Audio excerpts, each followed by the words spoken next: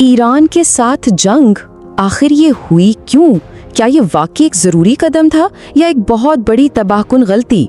इस सारी बहस के मरकज में एक ही सवाल है, क्या इस जंग ने दुनिया को ज़्यादा महफूज बनाया या फिर एक नए एटमी बहरान की आग भड़का दी? आइए ज़रा गहराई में जाकर इन दलाइल को देखते हैं जिन्होंने इस पूरे तनाज़े को जन्म दिया।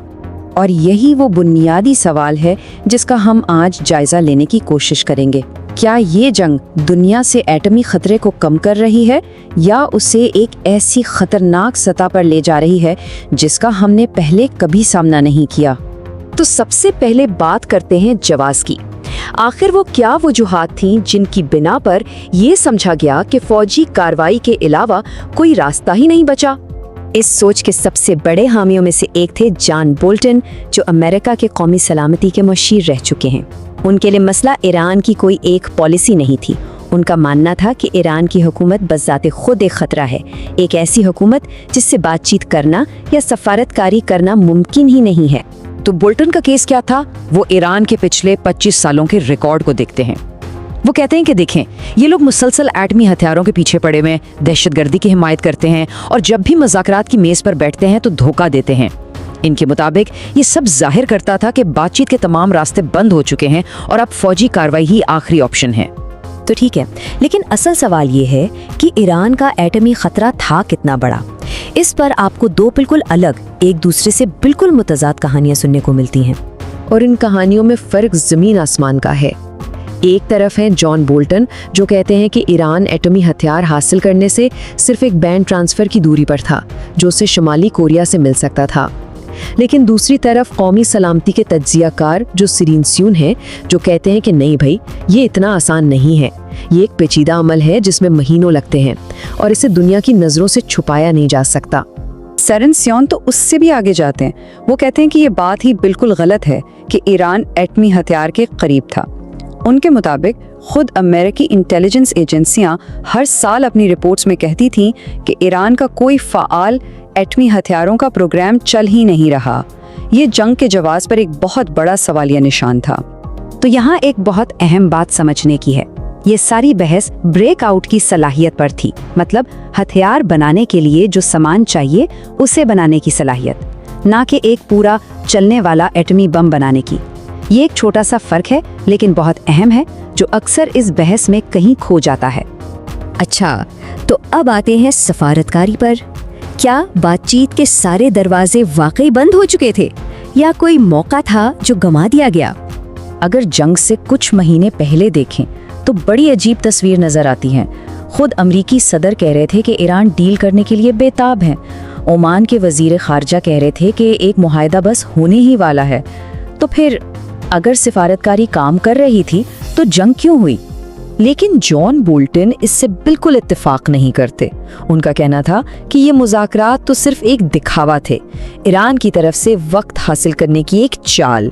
उनके मुताबिक ईरान की तारीखी धोखेबाजी की है और वो कभी संजीदा थे ही नहीं। लेकिन जो लोग बीच में थे, जैसे ओमान के सालिस, वो कुछ और ही कहते हैं। उनके मुताबिक मेज़ पर एक बहुत ठोस पेशकश थी। ईरान ने मुबैना तौर पर कई सालों के लिए यूरेनियम की अफजूदगी मुकम्मल तौर पर रोकने की पेशकश की थी, जिससे ब्रेकआउट का खतरा ही खत्म हो जाता। ये एक बहुत बड़ा मौका था जिसे गंवा दिया गया। अब बात करते हैं इस जंग के असरात की, जो सिर्फ मैदान जंग तक महदूद नहीं रहे। इसकी इंसानी कीमत क्या थी और पूरी दुनिया की सलामती पर इसके क्या असरात हुए?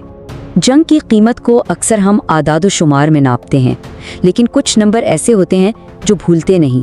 165 ये उन बच्चों और स्कूल के अमले की तादाद है जो जंग के पहले ही दिन एक फिजाई हमले में मारे गए। और इस वाक़े की जिम्मेदारी कौन लेगा, इस पर भी शदीद इख्तलाफ है। बोल्टन का इशारा था कि हो सकता है ये ईरान का अपना मिसाइल हो, जबकि दूसरी तरफ से इस दावे को मुकम्मल तौर पर बेबुनियाद करार देकर रद्द कर दिया गया। और यहीं पर एक बहुत गहरा तजाद सामने आता है। देखें, जंग का मकसद था ईरान को एटमी हथियारों से रोकना, लेकिन शायद इसी जंग ने ईरान को और भी पक्का कर दिया कि उनकी बका के लिए एटमी हथियार कितने ज़रूरी हैं। जैसा कि ईरान के सुप्रीम लीडर ने एक बार कहा था, अगर आपके पास रोकने वाले हथियार नहीं हैं तो आपको कुचल दिया जाएगा। और ये सोच सिर्फ ईरान तक नहीं रही, इस जंग ने पूरी दुनिया में एक हलचल मचा दी है।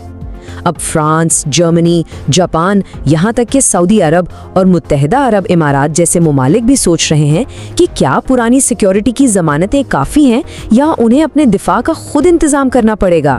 جنگ کا ایک بڑا مقصد حکومت کی تبدیلی بھی بتایا گیا تھا، لیکن کیا یہ ممکن بھی ہے؟ کیا باہر سے بمباری کر کے کسی ملک میں ایک نیا سیاسی مستقبل بنایا جا سکتا ہے؟ جان بولٹن کا اس کے لیے ایک 3 سٹیپ کا پلان تھا۔ پہلا، ایران کی طاقت کے جو بھی ادارے ہیں، فوج، معیشت، انہیں کمزور کرو۔ دوسرا، وہاں کی فوج کو دکھاؤ کہ اب حکومت ختم ہونے والی ہے۔ اور تیسرا، فوج کو اس بات پر مجبور کرو کہ وہ حکومت کا ساتھ چھوڑ کر عوام کے ساتھ آ جائے۔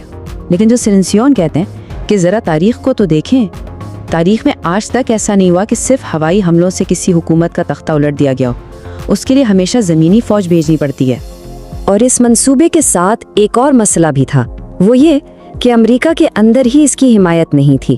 تازہ ترین پولز بتا رہے تھے کہ زیادہ تر امریکی عوام اس جنگ کے خلاف تھے، یعنی یہ ایک غیر مقبول پالیسی تھی۔ اور آخر میں جو سیرنسیوں ایک بہت ہی آپ کہہ سکتے چونکا دینے والی بات کرتے ہیں، وہ کہتے ہیں کہ اس بات کا امکان زیادہ ہے کہ یہ جنگ ایران میں حکومت بدلنے کے بجائے خود امریکہ میں حکومت بدل دے۔ تو ہم گھوم پھر کر وہیں آ جاتے ہیں جہاں سے شروع کیا تھا۔ یہ جنگ جس کے مقصد اور نتیجے دونوں پر اتنی بحث ہے، کیا یہ ایک خطرے کو ختم کرنے کے لیے تھی یا اس نے ایک زیادہ خطرناک دنیا کو جنم دے دیا ہے؟ اس